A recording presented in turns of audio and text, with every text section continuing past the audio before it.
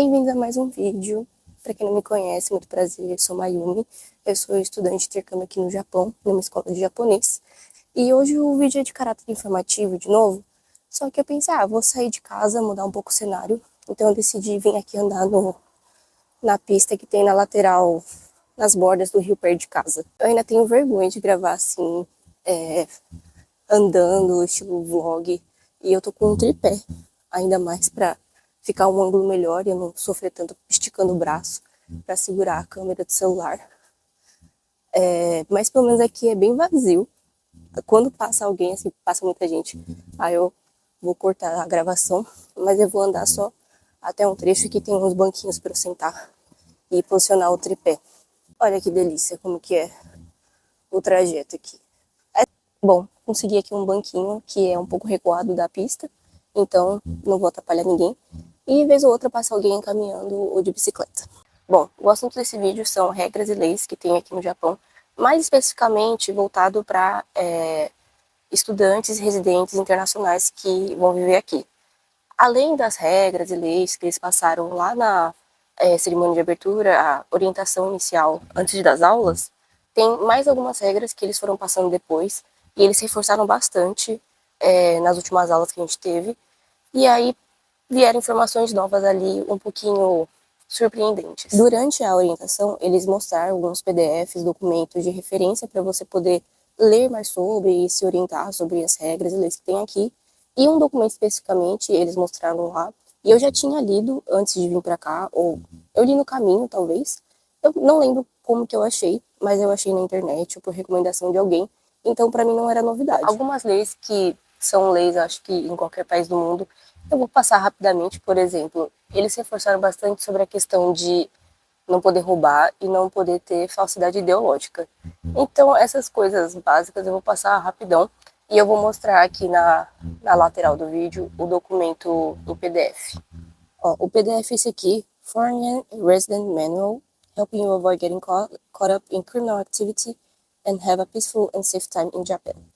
Ou seja, manual para residentes estrangeiros, ajudando a você não acabar entrando em situações de atividade criminal e ter uma estadia segura no Japão. Bom, aqui o glossário, introdução, enfim, orientações sobre lixo. Assim, jogar lixo na rua é proibido em qualquer lugar, mas aqui o senso coletivo é mais forte e tem toda uma questão de reciclagem, de separar direitinho os materiais. Por exemplo, garrafa de plástico, você retira o rótulo, joga no lixo, retira a tampinha, joga no reciclável, e a sacola de reciclável para só garrafa sozinha é separada também, e eles coletam de forma individual. E aí tem um calendário, toda prefeitura, cidade tem o seu próprio calendário de dias que coletam cada tipo de lixo. Aqui, por exemplo, segunda e quinta eles coletam lixo queimável ou orgânico, e aí só de terça que eles recolhem o reciclável. Só que eles não recolhem, eles não informam assim qual parte do reciclável que eles vão coletar. Tipo, eles começam a coletar na terça, mas, por exemplo, fica separado em uma caixa para latinha de alumínio, outra caixa para garrafa de vidro, uma sacola para as garrafas de plástico, tipo PET, e uma caixona assim para reciclável de plástico comum e embalagens, etc. E eles vão pegando aos poucos. Se você for descartar coisas grandes, tipo móveis, eletrônicos, você pode deixar ali junto o lixo, mas às vezes você tem que solicitar uma coleta especial. Aí agora mostrando sobre regras de moradia e de convivência com seus vizinhos e com o proprietário. A maior parte é senso comum, mas algumas coisas específicas daqui que eu expliquei no meu vídeo anterior sobre como que é alugar e quanto que custa morar aqui, tem regras específicas de tipo, você não poder trazer um morador novo para dividir com você. Assim, não que no Brasil não seja assim também, mas é mais flexível, né? Mas aqui, se você alugou um apartamento para uma pessoa, é para uma pessoa só. Não dá para você pegar um apartamento e trazer um morador assim do nada. Mesmo que você tente conversar com o proprietário, dificilmente vai mudar porque aquele é o contrato e acabou.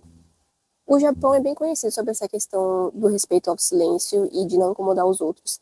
Então você tem que tomar muito cuidado com seus vizinhos, de você não estar causando incômodo, de, por exemplo, não usar a máquina de lavar no horário muito tarde, tipo, a gente tenta usar entre 8 e 8, ou para não ter risco, a gente usa a partir das 9 e no máximo até as 8, da noite. Banho também, não tomar banho muito tarde, porque acaba fazendo barulho, derruba uma coisa ali, e é um material que reverbera muito no banheiro, que é tudo de plástico, o chão, o teto e a parede. Enfim, mesmo que você more numa região, num prédio, condomínio, que seja maior parte estudante, mesmo perfil que você, também pode ter ali japoneses dividindo o espaço, o mesmo espaço comum que você, e podem se incomodar, podem fazer uma reclamação e você pode ser advertido. E se você tiver muitas advertências, você pode ser convidado a se retirar. Aí a questão de conversa, barulho no transporte público não tem assim uma multa, uma advertência assim que eu saiba, mas em respeito à cultura, a gente, né, evita fazer barulho, mas também tem situações e situações, tipo, se você tá no transporte cheio e tá cheio de jovens e tá indo pra uma região badalada e tal, vai ter barulho normal. Só não vai ter, talvez, tanta gente gritando, que nem tem no Brasil. Aqui a idade legal para beber é 20 anos. Então, se você for vir aqui muito novinho, tem alguns colegas nossos de outros países que vieram para cá, eles têm 18, 19.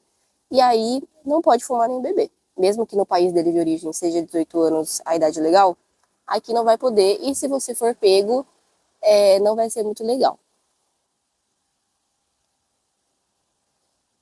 Aí aqui a questão de falsidade ideológica também eles insistem mais de tipo, aquilo que está registrado como seu é só seu, tipo, não emprestar cartão de crédito. Obviamente não emprestar só a identidade, mas aí isso para qualquer lugar seria falsidade ideológica. Mas não empresta cartão de crédito, não empresta sua bicicleta que está registrada como sua, no seu nome, não emprestar nada assim que seja registrado no seu nome, nada. É, ah, inclusive o que está falando aqui é de não emprestar o seu bilhete de transporte e nem emprestar o seu cartão do seguro-saúde. Aí, obviamente, que é tipo o nosso cartãozinho do SUS aqui. Que obviamente, roubar é crime, pegar a bicicleta de outra pessoa é crime, não carregar itens perigosos, não carregar drogas. Aí, o que eu falei? Não emprestar cartão de crédito, não emprestar conta de banco, nem nada. Roubar encomenda de outra pessoa também. Aí sobre a bicicleta. Para andar de bicicleta aqui, tem muitas leis, porque a bicicleta é considerada como um veículo. Então, se você compra uma bicicleta, você tem que registrar lá no seu nome. E assim, a rigorosidade depende de cada região. Por exemplo, estão multando bastante, tanto estrangeiros quanto japoneses. Tipo, pelo que eu vi, até mais japonês está levando mais multa, porque estavam acostumados já mais com o estilo de vida aqui. De assim, mesmo que a bicicleta seja obrigada a andar na rua e tenha até desenho nas vias e tal, a maioria, pelo menos aqui a gente mora, anda na calçada ou anda na contramão, não tá nem aí, entendeu? E aqui direto a gente quase é atropelado por bicicleta o tempo todo andando na calçada. Às vezes vem duas bicicletas, uma em cada sentido da calçada e não passa a gente ali. Aí uma desce para pro asfalto. Enfim, mesmo assim que a via da rua seja estreita, muitos carros aqui são estreitos também. Então geralmente sobra um espaço. Pode não ser tão confortável ou tão seguro, mas geralmente dá ali para você se virar. E eu ainda acho melhor do que ficar tentando dividir calçada com pedestre. Os acidentes de bicicleta, pelo que eu vi, aumentaram muito nos últimos anos, por isso que eles deram reforçaram um pouquinho mais essa lei e as multas. Você também não pode parar sua bicicleta em qualquer lugar. Tem lugares específicos que você pode, tanto públicos quanto privados. Aí privados são estacionamentos de bicicleta, né, que aí você vai pagar para estacionar, mas geralmente é bem baratinho. É que as leis de trânsito de bicicleta que eu comentei.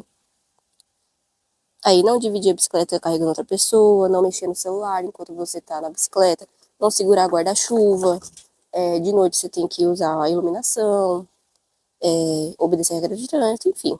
Aqui, para você, sendo você residente internacional, você tem que ter um carimbo no verso do seu usuário card, que é o seu cartão de residência, que esteja lá falando que você pode trabalhar as 28 horas semanais, para você poder ter trabalho de meio período e ter alguma renda aqui. Então, você não pode passar absolutamente dessas 28 horas semanais.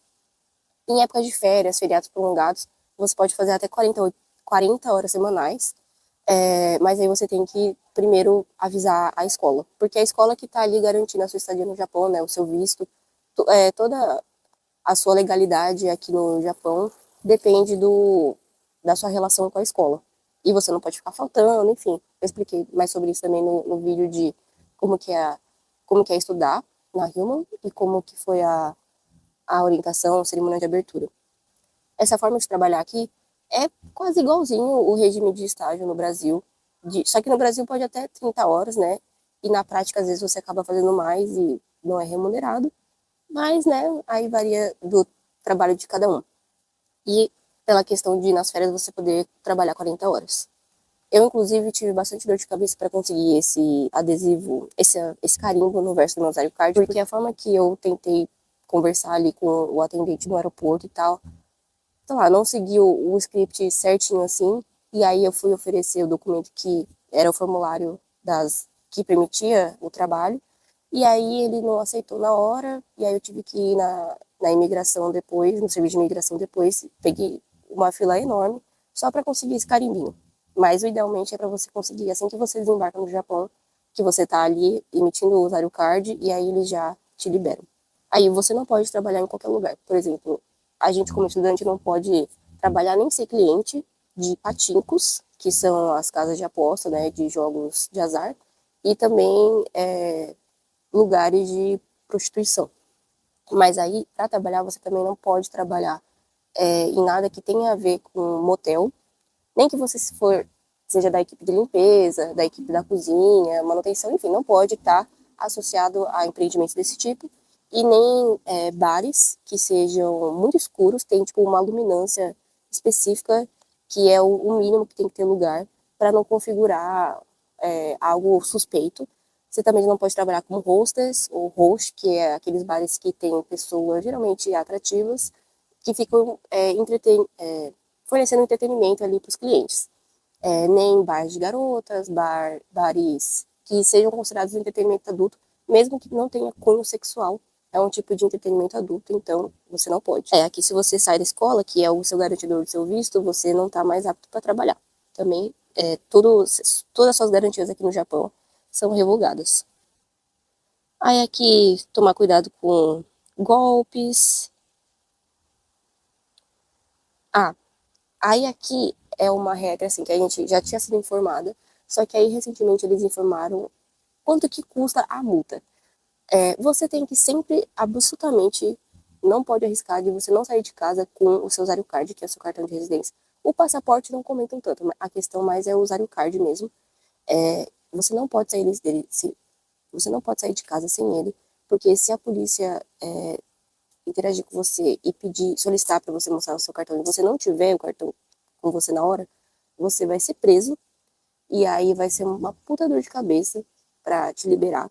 E aí você tem que pagar uma multa de 200 mil ienes. 20 万 ien, que é muitos reais, que eu não tô lembrando agora de cabeça, que deve dar o quê? Uns 7 mil reais? Acho que é a multa absurdamente cara. Essa a gente não sabia. A gente não sabia que era esse valor a multa. E realmente, assim, nem para ir na Combini, que é do lado de casa, a gente tá arriscando sair sem a documentação. Então, aqui os casos que você tem que informar. Aí, se você for casar, por exemplo, eu sou descendente e eu poderia conseguir algum tipo de visto de trabalho que seja voltado para descendentes.